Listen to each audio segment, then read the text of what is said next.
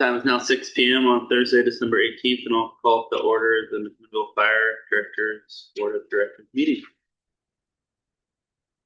First up, roll call. President Garvin. Here. Vice President Smith is absent. Secretary Pratt. Here. Treasurer Trapp. Here. Director Hyder. Here. Take this to the pledge, and I'll call on Secretary Pratt to lead us in that. I pledge allegiance to the flag of the United States of America and to the republic for which it stands, one nation, under God, indivisible, with liberty and justice for all.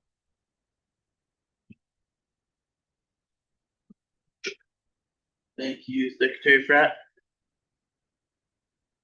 Janet, are you able to hear us online this time? Thank you. Next up, we have changes to the agenda. Anything additional to add to the agenda tonight? Any directors or staff? None. We'll move on to the consent agenda. We have our minutes from our November 20th regular meeting. All board members have a chance to review those. I would entertain a motion for the consent agenda. Move to approve them. Second. We have a motion by Secretary Pratt and a second by Director Hyder. All those in favor signify by saying aye. Aye. Aye. Any opposed, nay? Motion passes 4-0. Next up, we have our November 2025 financial dashboard.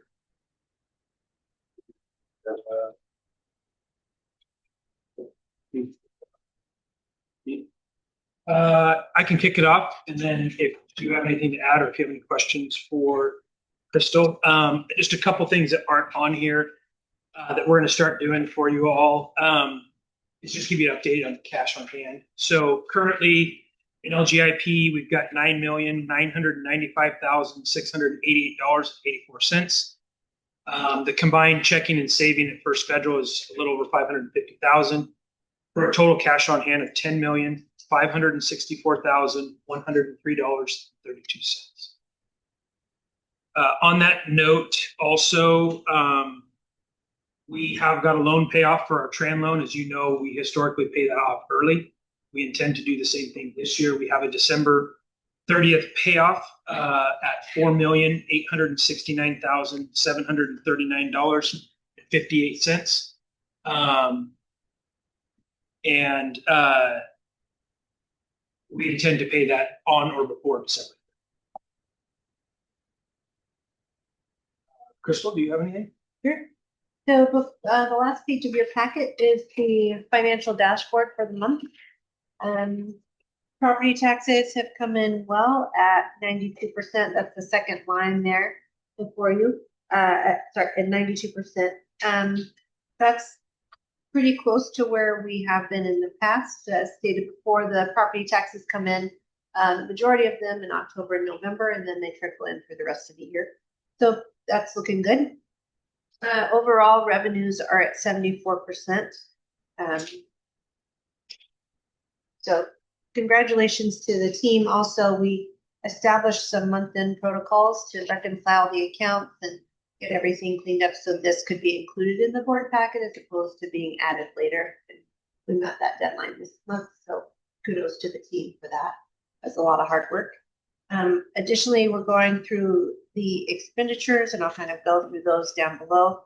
So at 5 months in the year, that's about 42% of the budget.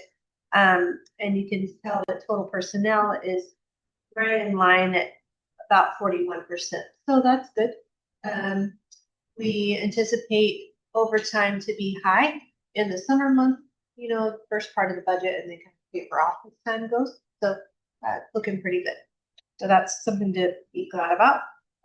Materials are a little over, but those are expected to come in line right with budget. Additionally, we've done some work to make sure that items between the selection of materials versus services are appropriately categorized. So that's just a little bit of cleanup work that we had that kind of trickled in from once we got the audit finalized for the prior year. So that work is ongoing.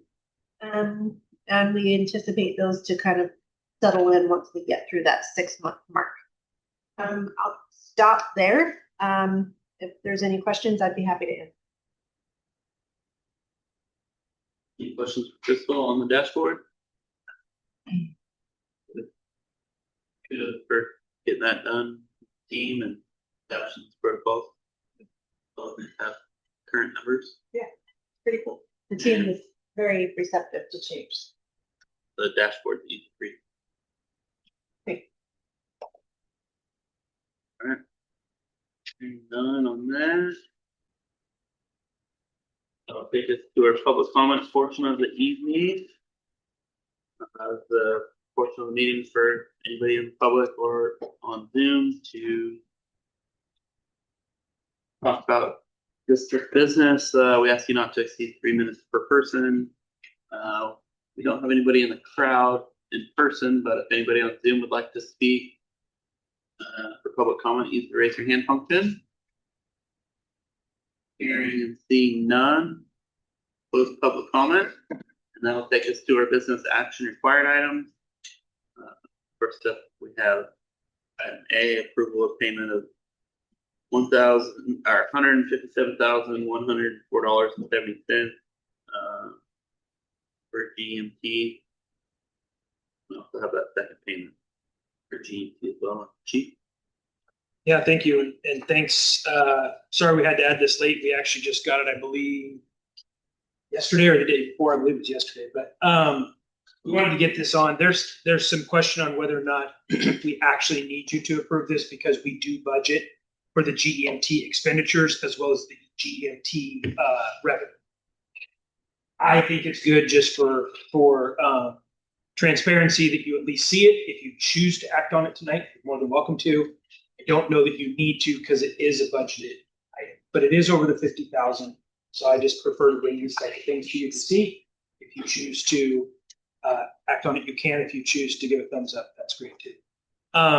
The good news, we'll start with the good news. The good news is they are, the state, the GMT program is starting to do a better job keeping up with the forecasts, the revenues, and the expenditures. So these are for second half of 2024, which is when we should be receiving those. This is the money in which we pay. So we're going to call it 200,000. It's just under that to receive approximately 638,236 to 673,000. So that's good news. About $400,000 in revenue. That's just one of our payments. The bad news, it's not really bad news. You already know about it. They're still behind on those previous years that we've been waiting for quite some time. But an employee left, and they're still kind of trying to play catch up. So the good news is they're semi on time for what we're doing today. So when we pay these monies, it's with high expectation we're going to receive a reimbursement. Chief Hannafin does a lot of work on this. She does a really good job working with Blake, who's our contractor, to make sure our numbers are correct. She reviews them all. And if things don't look good, she either comes to me or she'll go to Blake and kind of come up with an answer. So I'm happy to say that we're getting this. And I'm happy to say that it's actually more than we budgeted. So that's a good thing too. So I leave it to, of course, I'll ask any questions. Chief Hannafin's online if there's something much more technically savvy that I have. But I leave it to you to discuss. If you want to vote on it for approval, that's great. If you choose not to, it is a budget.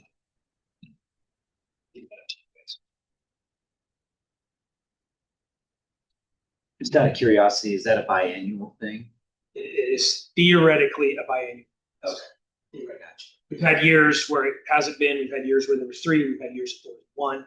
It seems like they're really getting back on track. So I hope, and I believe, I know OFCA, IFF, many have been working on this project. The state has been working on the project. So I do feel like we're going in the right direction. We're getting good feedback when we make contact with them. Chief Hannafin works directly with them from not just her job here, but her job at the state, Vice President of OFCA. So I think that we're on a better track. Any thoughts on that? Budget line item? Budgeted. Thanks for the update. Takes us to other business this evening. For committee and liaison report. Only thing we have going right now is low staff. Any information on that? No new information. I do have a current balance for you as of the end of this, end of November. Current balance is $963,828.73. So yeah, our balance as of last month, October, was 964,456. So interest was about 2345, and disbursements was 2972. So it's $300 change difference. That's with an annual with the interest rate of 3%. Thank you. Board information report. Anything from the board? The two are informational items, and first up we have International Local 3099.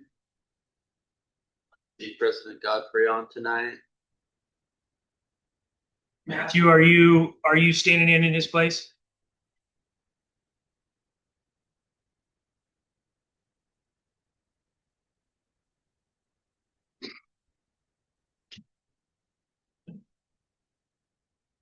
Matthew, feel free to unmute if you want to chat out there.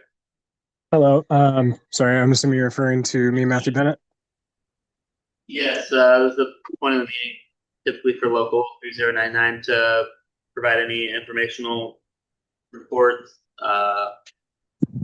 President Godfrey will update us on any happening, but I don't see him online tonight, so I wanted to extend the invitation to yourself if you were zooming in that capacity. If you were just zooming in to listen, I totally understand. No, you're good. So right now we're in a transitional phase. I'm not officially in office till January 1. I do not have any updates for you that I am aware of. Still kind of getting a handoff from Todd as the current union president. Yeah, I'm just mostly listening in to see what you guys have to say and what's going on there. I'm happy to answer any questions. I just don't have a lot of information right now to pass forward. Okay. Thank you for tuning in, and reach out to us if you need anything. Of course. Thank you. And volunteer president, nothing. Do you have anything? Yeah, I'll say a few things. Unfortunately, I don't see, is that everybody that's on? I kind of want to have a couple shout outs. The volunteers are the ones that are in charge of our Christmas party. This year, we had it December 6th, I believe it was. Thank you for those that were able to attend. They did a great job, like they always do. Great prizes, great food, great venue, great people. So I think everybody had a really good time, and it was fun being part. So thank you all who attended. Jenny doesn't know this, but of course neither one of us knew Pete wasn't going to be here, but I'm going to pass a little to Jenny here in a second. But I want to talk about the toy drive. I'm giving you some time to think here real quick. We had a really, really positive turnout this year from the community, both from a gifting side of things, but also a volunteering side of things, helping us wrap, helping us collect. It's run a lot by our Fire and Life Safety Division as well as staff. And they did a really good job. We actually are about 2 weeks early, week and a half early. They finished wrapping a whole week early. Wow. Usually we're right up to the end. We have toys left over even. It was such a great, giving, which we always do, and we carry them into the next year, which helps us kick off that year. Our Stuff the Bus was very, very successful. Gift cards for the older kids was very successful. So I personally wanted to shout out to everybody who's helped. They really, really worked hard. And then, shout out to the community. Again, not just from a donation standpoint, but also a helping standpoint. We reached out to a lot of the civic organizations, school districts, those that need they brought crews, Rotaries, and foundations like that came and helped us help the kids. So a lot of positives. We are still kind of helping some families out if it's kind of a one-off type of deal. But Jenny, any other great? I will just say that the fire and life safety volunteers knocked it out of the park. They worked so hard. They were so organized, on point. They went out of their way to go purchase gifts for kids who we don't normally get donations for. So we had kids who asked for roller skates. We had a lot of requests this year for soccer cleats, which we're not going to get a donation for. So they went and purchased cleats in the right size, teenagers who asked for weight belts and interesting things like that we know we're not going to get a donation for. And we do get some cash donations every year. So they use those to go out and purchase those gifts. So every single kid, and there are a lot of kids this year. I think we're delivering to 110 families this year. Every single, and that does not include, by the way, organizations from the county and the state and some of the school districts some of the schools within the school district who reached out to us to ask for help on a more confidential level. So we just gave them toys with a first name only and not an address, and they distributed on their own. So that doesn't include them. We're still delivering to 110. And the donations were amazing this year. We were really concerned about that, and people stepped up. The volunteers stepped up, the wrappers stepped up. We have never been done this early, and we're done a full week early. And it was impressive to see the goodwill from the community, and impressive to see the fire and life safety teams for work. Thank you. Any questions on that? All right. Next up, we have Chief's report. Division. Chief Hannafin, have any update? I don't have anything additional tonight. Thank you. I did not receive anything from Chief Schoaf or Chief Darby either. So I will go into my update. Station 15 update. We have completed our site survey. That's done. We're waiting for the report, but that's been completed. We have our bids out for our geo survey. That went out to three different bids for that. So that should be done here soon. We're working on a contract right now with an architect. As we stated, we have received their side. Michelle's just reviewing it right now. And I think we have a meeting set up with them on Monday to do a walkthrough. We've provided them all the architectural drawings and the things that they've asked for. And as I think I've said in the past, this is kind of for them to look at it and kind of advise us on the left or right. Do we bring this building up to code, or do we build a separate facility off the back and use this for the non-essential site? So that's been going great. Water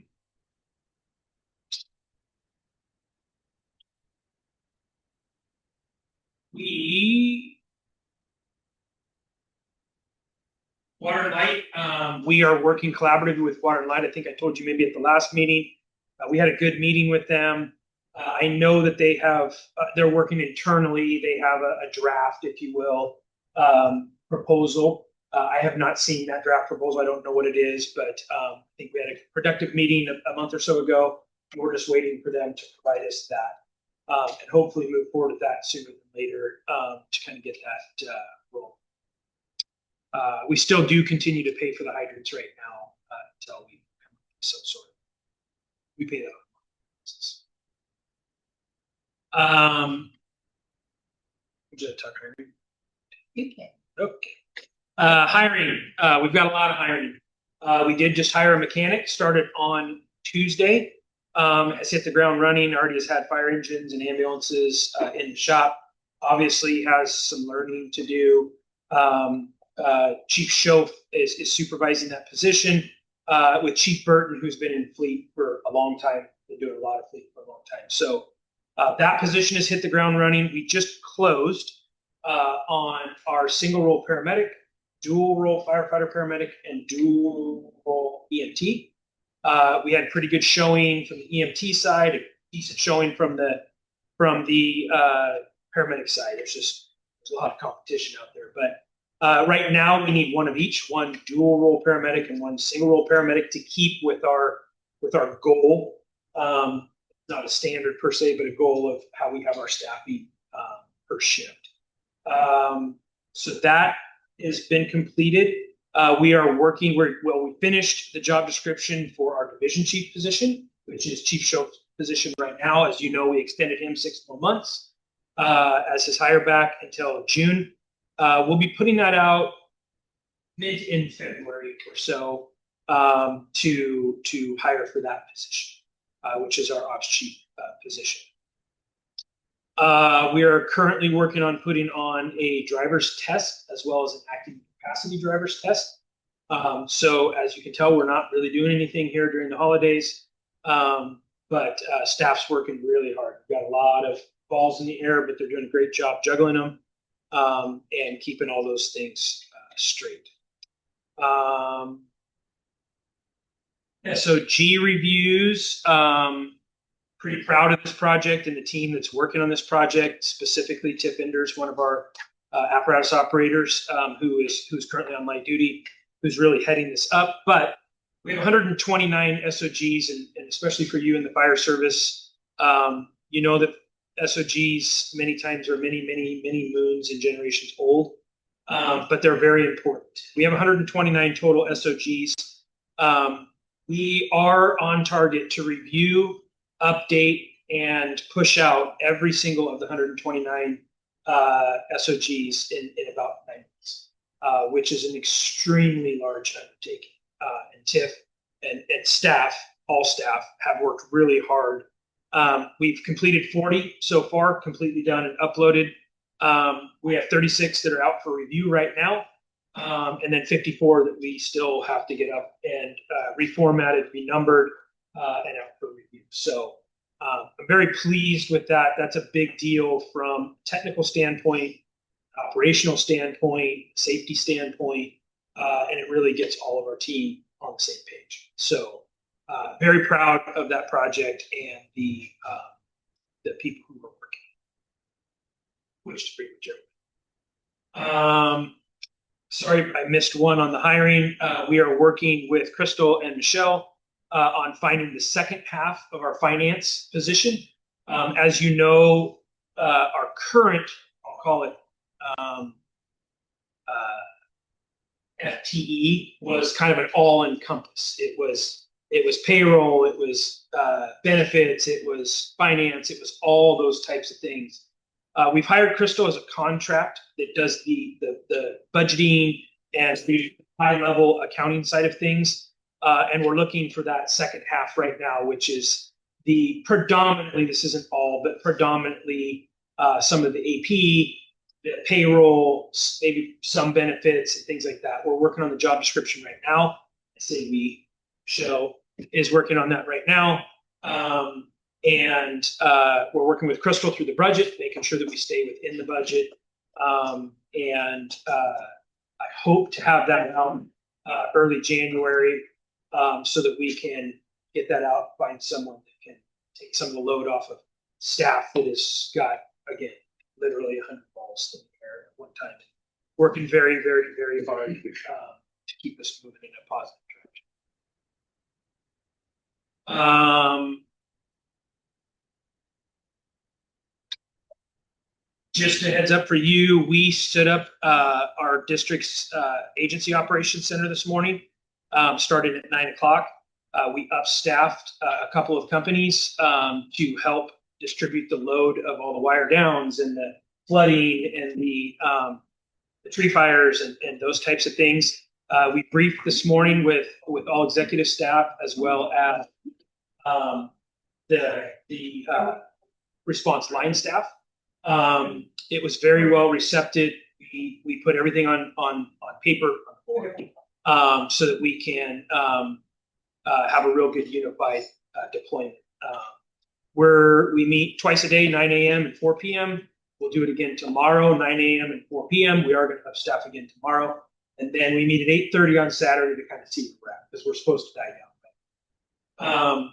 We've got great communications with the city of McMinnville. David Renshaw specifically, he's done a really good job keeping us in the loop of what's going on in the city from a flood stage, road closure, weather updates, and things like that. So it's real appreciative that he's kept us in that loop. Even though we're not still part of the city, we're still a team together. So I did reach out to the county today, and I do get as the assistant fire defense board chief, I do get updates from the state. So all those have been provided to our line supervisor staff on a daily basis or anytime. So happy with that. The crews were all updated today after our executive meeting. The battalion chief and captain went down and the crews too. So they were kind of, we'll do the same thing tomorrow. Hopefully not Saturday, but potentially Saturday.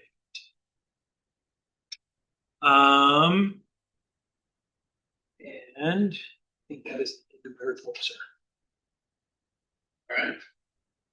If you're gonna be using this building as the emergency operations center, have you got any plans to put a generator in?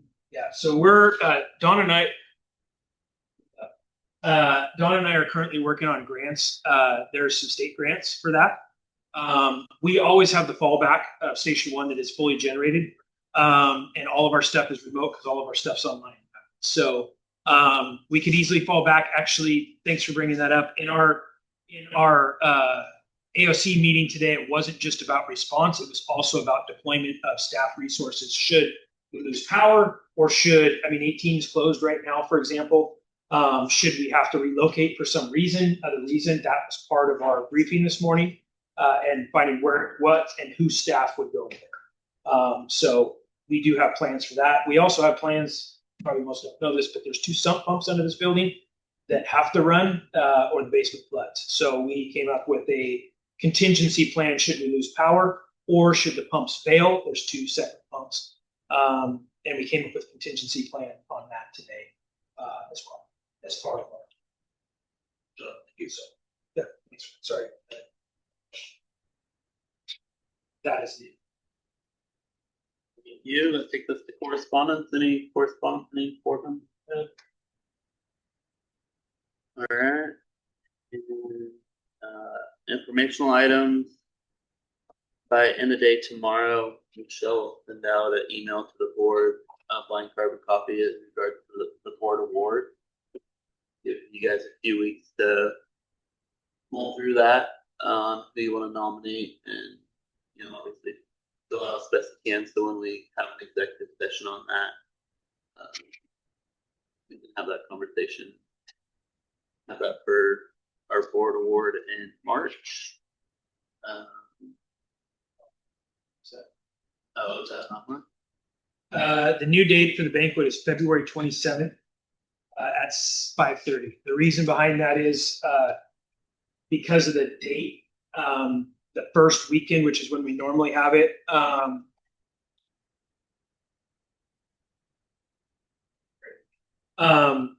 Do you need help right now? I think it can wait a minute. Richard, can you help Donna real quick, please?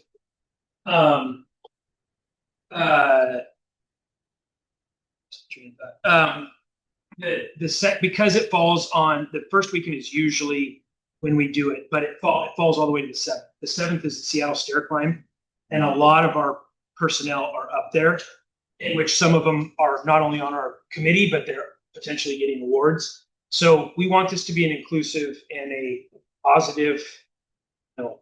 So we have moved it back. We tried to get it for the Saturday before. Unfortunately, it's already booked, but the February 27th at 5:30 is happy hour, 5:30 to 6:30, and then 6:30 on is dinner. So it just, that's how. So. Sounds good. The intent's to give you guys a few weeks to kind of mull over that award nomination, and then have an executive special call meeting first part of January. So Michelle will work with all of us on that to identify the date and time that works, so we don't have any serial. So we'll turn off communications sooner. Keep an eye on your email. Anything you want to add to that, Michelle? No, thank you. Yes. Anything for good of the order? One quick item if I may. Well, SDAO is February SDO conference. I'm sorry, the Seaside. It's February 5th through the 8th. If anybody is interested in going, please reach out to Donna. Sooner the better. I think if most of you have been, Seaside can run out of hotel rooms pretty quickly. So if you're interested in going, please just let Donna know. I will attend with you. Good. So we do have the executive session after this meeting's out. We won't be going back into regular session. I've noticed on our agenda. So with that, our next meeting will be Thursday, January 22nd, 2026 at 6 p.m. And I'll adjourn tonight's regular meeting and go into executive session shortly. Thank you all.